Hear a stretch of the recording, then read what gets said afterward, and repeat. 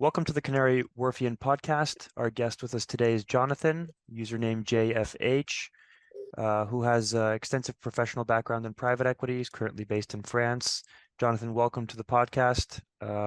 Would you introduce yourself for us? Thank you very much, Alex. Yes, of course. As Alex already said, my name is Jonathan. I work in private equity. I haven't always worked in private equity. I started in listed equity fund management and did that for a long time. Also worked on the sell side. So it's been a sort of indirect career path. But I've been doing private equity for the last 12 years in emerging markets. I like to think of private equity as a bit of a niche, and I certainly have a niche within a niche. So be looking forward very much to talking about that. Wonderful. Thank you very much. Could you give us a brief introduction to the private equity profession, keeping in mind that our viewers are mostly undergraduate and recent graduates that are looking to break into the profession? An overview of the industry, particularly in London, some of the biggest players in this space. Yes, of course. Yeah, it's a complex business. As I said, private equity itself is a bit of a niche, and it has plenty of niches within that. You really have to sort of choose which bit of it you're interested in. I think it's probably worth just thinking a little bit about what private equity is. Private equity as a concept has been around really pretty much as long as money has. It's all about putting money into a business which is not a listed business. It's a private contract between the person with the money and the person with the business idea, with a view to making a profit. I might be stating the obvious, but like all things in finance, the many variations on the theme have been developed over the years. And it's probably worth adding as well that the private equity funds, as we know them today, have only been around for the last 50 or 60 years. So it's modern private equity is a relatively young concept. As I say, the basic concept is putting money into a business to allow it to grow and to benefit in that growth from that growth. On the other hand, there are certain niches where which have actually, in some cases, given private equity a bit of a bad name. And there was certainly a period when the private equity being mentioned in the paper was a bad thing, and to tell people you worked in private equity was not necessarily considered particularly positive. And some people would look at you oddly at dinner parties. And that was because this still happens, by the way. There was a branch of private equity which was really involved in taking private companies and extracting as much money as you could from them by a variety of means, usually by gearing them up, by adding a lot of debt to the balance sheet and then taking cash out as an equity investor. And that sometimes it worked okay, but sometimes it also led to bankruptcies. So when those sort of deals are in the market, are in the headlines, private equity can get a bit of a bad name. But yeah, that I would say, however, is a bit of a niche. And the core business of private equity, I tend to think of as being very positive. It's all about developing economies through allowing smaller private companies to thrive. There's some very big players out there. Names like Carlyle spring to mind. Most of the big players are international, so it's not really, you can't really distinguish too much between London and the rest of the world. And they can launch billion-dollar funds just pretty much at the drop of a hat, because they have the marketing teams to do it and the reputation to back it up. At the other end of the scale, there are tiny operations with just a few people who have a particular niche interest. As I said, my background is in emerging markets, so I see quite a lot of funds targeting places like Africa. And it's interesting how that's evolved over the last few years as well, from just generalist Africa funds to now much more specific industry focused funds, even for a relatively immature region. The other area, which I think is probably worth touching on, are the DFIs, the development finance initiatives. And most countries have a government-backed DFI. The UK one used to be known as CDC, Commonwealth Development Council, now been renamed British Investment, if I remember correctly. And their purpose is to provide private equity funding to businesses in developing markets. and it's partly altruistic process. It's partly about providing economic development to early stage markets. But it's also done with a view generally to making some sort of return, or at least getting your money back at the end of the process. So that's a rather long, rambling answer. But my point being that it covers private equity covers a lot of. There are a lot of different hats you can wear within private equity. You can go for one of the more aggressive approaches. You can go for a small niche market or sector approach, or you can join something like one of the DFIs. And if your objective is more altruistic, that's a very good line to take. Thank you very much for that, Jonathan. And can you give our viewers a little bit of your view on why work in private equity, some of the pros and cons of this career from maybe a lifestyle perspective, from a remuneration perspective, what type of personality this kind of career path fits, and what skills are necessary to thrive in it? Well, yeah, personally, I find it a fascinating business. I really love it. I think you've got to have some sort of passion like that for it. It can be very remunerative, but it's not necessarily. It's not quite the same sort of career path as just going to work in investment banking for one of the big investment banks. And the chances are you'll probably earn less, particularly in your early years, than you would if you take that sort of path. But the opportunities, if you do well in private equity, can be enormous, because once you become a general partner in a fund, if that fund does well, you will be sharing in the profits of the fund. And if it's a successful fund, that can mean very big profits. What sort of person does it attract? Well, I think you've got to be very interested in business. You've got to be analytical. You've got to be comfortable with spreadsheets and modeling and things like that. But as much as that, I think you've got to be interested in people. It's very much a people-driven business. You spend a lot of time talking to people, and while the financial side is analytical, and therefore largely objective, there is a very strong subjective side where you're deciding on which individuals you feel are worth backing.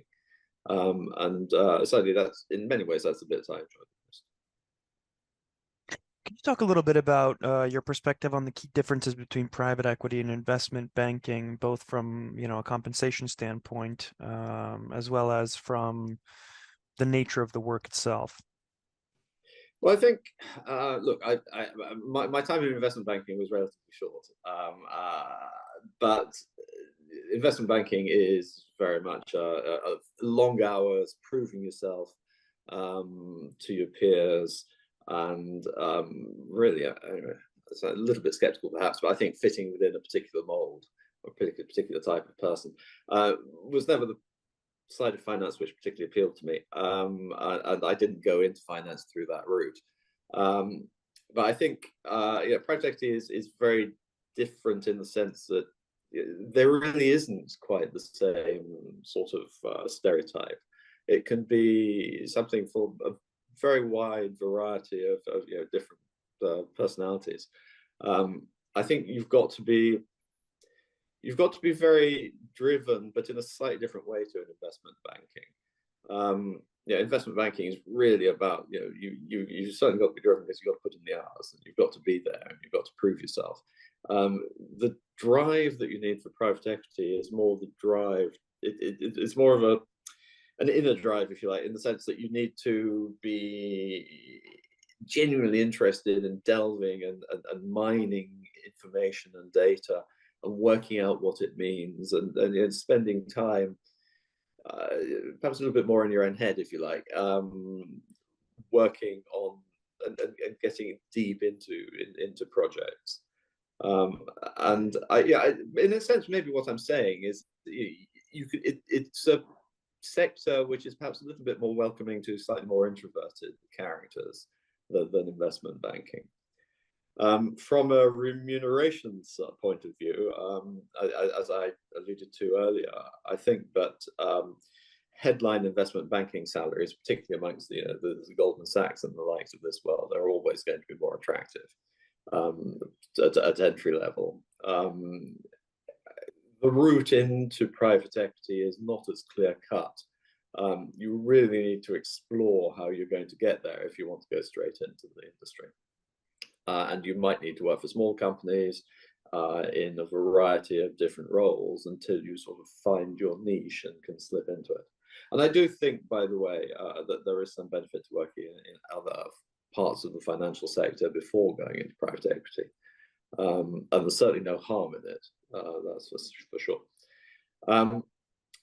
And those roles, they don't necessarily pay quite as highly, particularly if you're going to work for as a small company. That's a bit of a I was going to say dog's body. That's the wrong word, but there's in a general role, they're going to ask you to do a whole variety of different things. You don't know quite what they're going to be to start with, and the chances are neither do they. But it's all about finding whether or not you fit within the firm, and whether or not you offer them and they offer you. There is this traditional understanding that you need to go work in investment banking for a few years if you want to make it into private equity. Do you agree with that mentality or belief? And is it possible to make it into private equity straight from your undergraduate studies? Look, I think there's some benefit to spending time in other parts of the industry. It doesn't need to be investment banking. You could perfectly well start in fund management, and then move into private equity. You could be in investment banking, but in, say, an analyst role.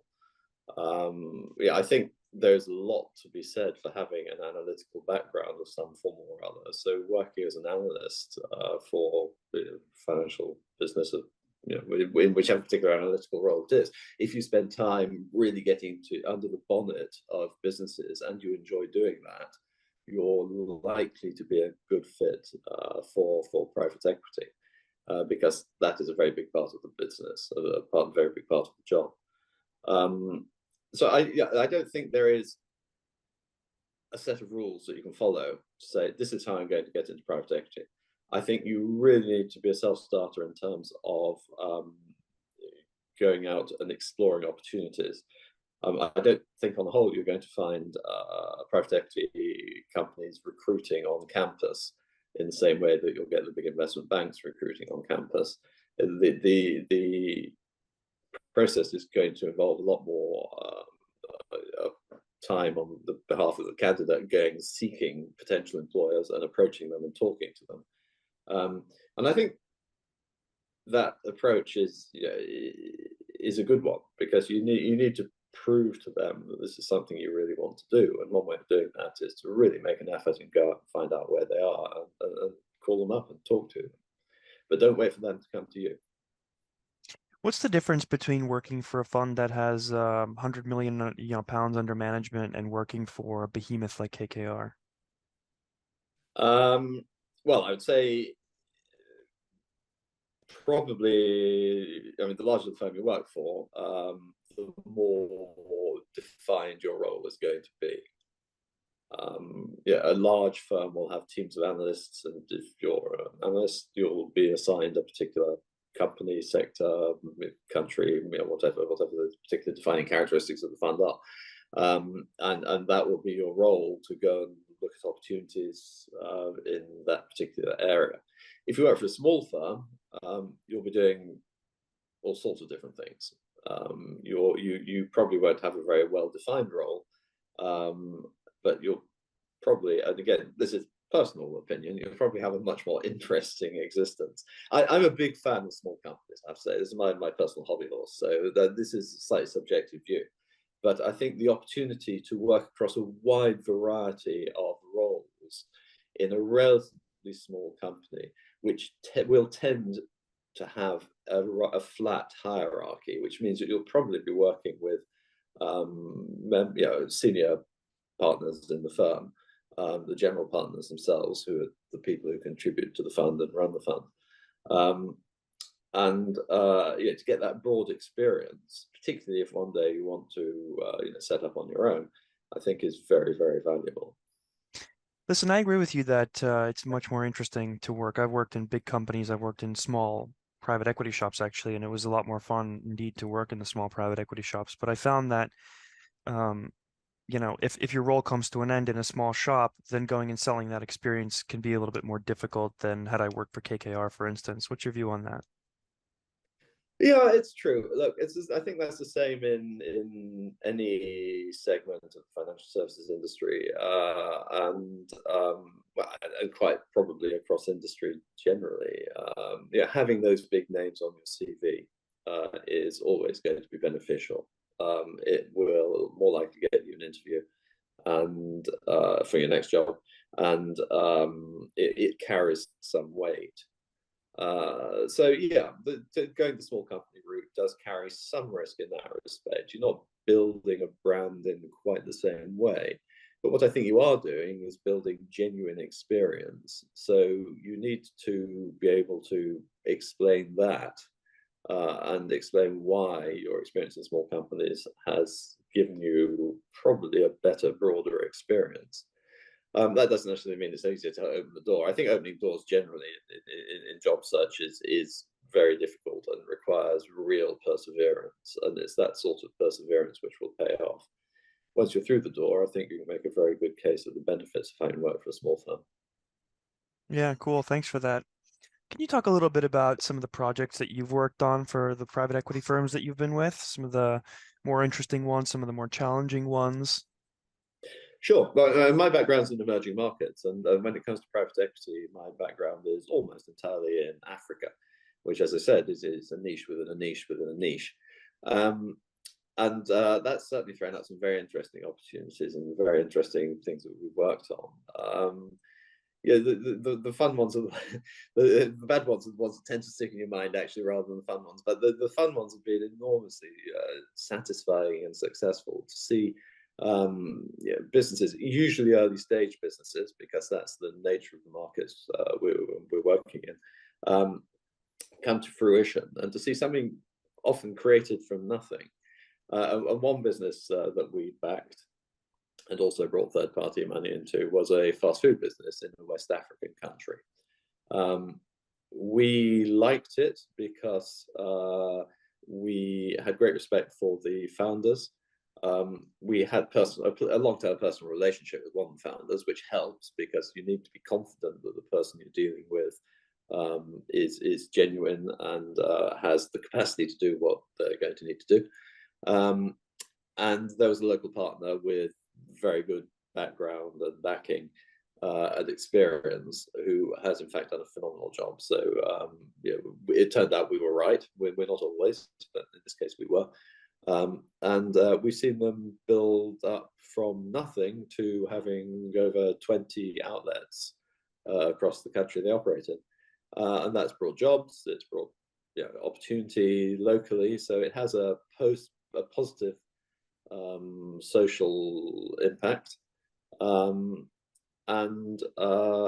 it's been financially successful. We've yet to exit that particular opportunity, and it has been somewhat. Yeah, the pandemic did slow it down, so it's not as though it's been completely without problems. But it seems to be on track, and it's been extremely satisfying to watch. At the other extreme, we've had projects which have been on the drawing board for years, and I mean years. I mean, in one case, over 5 years, we've been involved with trying to get a project off the ground. And then some people might say that it was foolish, we should have given up on it. But yeah, when you genuinely believe in a team and you can see that the delays have not been their fault as such, and the opportunity still exists, and if anything, the opportunity has got better over time, then it's our instinct to stick with it. But the process can be extremely frustrating. And both of the one I'm thinking of and another one that we're involved with in a similar sector, which is the renewable energy sector, have involved dealings with government. And dealing with government, particularly in developing markets, can be very slow and frustrating. And in one particular case, there was also, we ran into an issue with with corruption, which again slowed the whole thing down enormously because we effectively had to wait for a government minister to be replaced in order to be able to move forward again. So yeah, but I mean that's an extreme example, and I'm delighted to say it's not a problem we've run into often. But just dealing with government generally, and coming to agreements, getting agreements signed, can be very, very slow and frustrating. Have you ever encountered a situation in which you had to write off an investment entirely? We have we're involved in one project, which we didn't personally put money into, but we were involved in the project. It was a pharmaceutical business in an African country, and very good business, and it may yet still come back, but unfortunately it found itself in a war zone, and so that has had to be written down to zero. Although, as I say, we're hopeful. We're hopeful that when the war situation is resolved, it might be possible to revive it. Can you talk a little bit about how a private equity firm is organized? And I'm cognizant of the fact that a large private equity firm will be organized slightly differently from a very small one. But as a general template, how are they organized? What are the different roles in the hierarchies? Who reports to whom?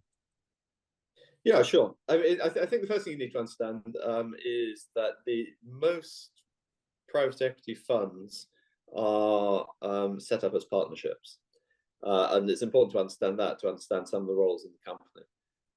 And in fact, if you're looking to enter the industry, these are some very basic facts that you need to be fully aware of.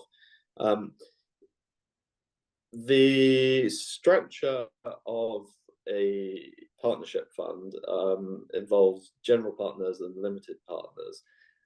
And simplistically, the limited partners are the investors. They're putting up the money, the bulk of the money into the fund. And the general partners, who will also be expected to put some money in, are the guys who run it. The general partners are usually the fund managers. You might have a slightly separate legal structure, but broadly speaking, the general partners are the fund managers. They're also investors in the fund in their own right. They carry legal responsibility for all their actions, and they run the business that you, as a junior private equity professional, will be working for. So they sit at the top. They call the shots. They make the big decisions. All firms, almost regardless of size, will have an investment committee on which the general partners will sit, and they may be joined by other outside experts or other professionals within the firm. Below that, you will have investment teams who are, if you like, the employed investment professionals. And there'll be a hierarchy within that, particularly in a bigger firm. There'll be senior investment professionals, there'll be junior analysts, then the terminology varies, but it's basically the same. It's a collection of people with investment experience, and some who will have very specific analytical roles, and other people will have more general roles. And the way it works is when an opportunity is identified, and there are various ways in which that might happen, but when an investment opportunity is identified, the investment professional who's in charge of doing that will present it to the investment committee, either formally or informally, to get a go-ahead to work on it. And if the go-ahead is given, then there will usually, and again, this depends a bit on the size of the firm, there will usually be an investment team put together comprising some more senior people and maybe some more junior analysts to do a thorough analysis of the business and the opportunity, to put together a proposed investment framework, and to recommend whether or not the investment should be made. And that will go back and forth to the investment committee at least a couple of times, sometimes multiple times. The investment committee, if they're doing a good job, will probably come back with a lot of extra questions, and so the investment team will have to go away and do more work, and it can be quite a lengthy process. But that, broadly speaking, is a hierarchy. when the investment is approved, again, there's a process by which that's done, which involves a letter of intent sent out to the investee company, usually some negotiation over that, and then the signing of numerous different documents. But once that has happened, there will also be individuals within the firm who remain responsible for the ongoing management of that investment. And again, they will report up the chain, usually through the investment committee, to the general partners. But all that said, even I think in relatively large firms, the structures tend to be quite flat. You don't get a particularly steep pyramid of hierarchy, and everybody has to work with everybody. So even if you go in at a relatively junior level, you'll probably find that you're involved with everybody through the hierarchy, even in relatively large firms. Can we talk a little bit about the business model of private equity? You mentioned that there's this concept of a limited partner, of a general partner, and if we imagine that we're just for simplicity's sake raising $100 million fund or a pound fund, how much does the GP need to put into the fund as a percentage of the total assets under management, and how is the GP then remunerated for? And basically, how is the performance split between outside capital providers, being limited partners, and the general partner? Sure, that's a very good question.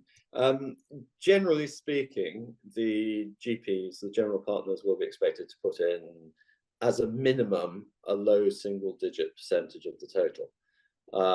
Now, obviously, it depends a little bit on the capacity of GPs to put money in. And for a first-time fund, you might have a particularly wealthy bunch of people who can afford to put a lot of money in, but you might not. So there are workarounds in those situations. And one of the workarounds for a new fund with new GPs who don't have a lot of money to put in is to put in part of their management fee, to commit part of their management fee to the fund, so that they effectively build up their shareholding. And just to take a step back, the purpose of all this is obviously to make sure that the GP is aligned with the LP, that everybody has an interest in the fund performing well. It isn't just a one-way bet for the managers.